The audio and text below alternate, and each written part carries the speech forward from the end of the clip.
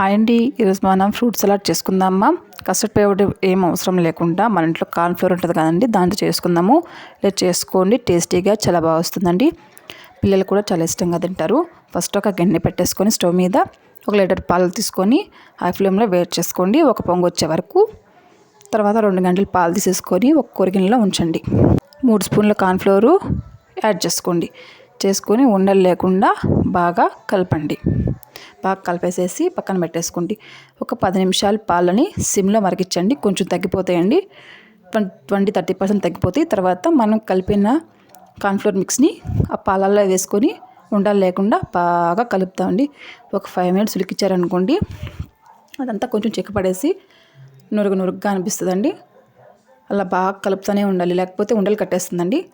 తర్వాత 1 కప్పు బెల్లం, లేకపోతే 1 గ్లాస్ బెల్లం సరిపోద్దండి.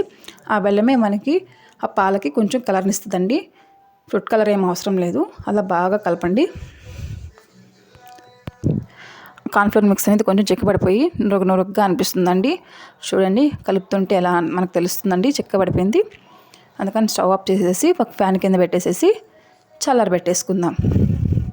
మనకు కావాల్సిన ఫ్రూట్స్ కట్ చేసుకుని యాపిల్, బనానా, పొమోగ్రనేట్ అవన్నీ హాఫ్ కప్ తీసుకొనేసి చల్లారిపోయింది కదండి ఈ కార్న్ఫ్లోర్ మిక్స్. ఈ ఫ్రూట్ సలాడ్లో కలిపేసుకుందాం. ఫ్రూట్స్ అన్నీ కలిపేసేసుకొని ఒక హాఫ్ అన్ అవర్ డీ ఫ్రిడ్జ్లో పెట్టుకొని చేసుకొని తింటే చాలా బాగుంటుంది.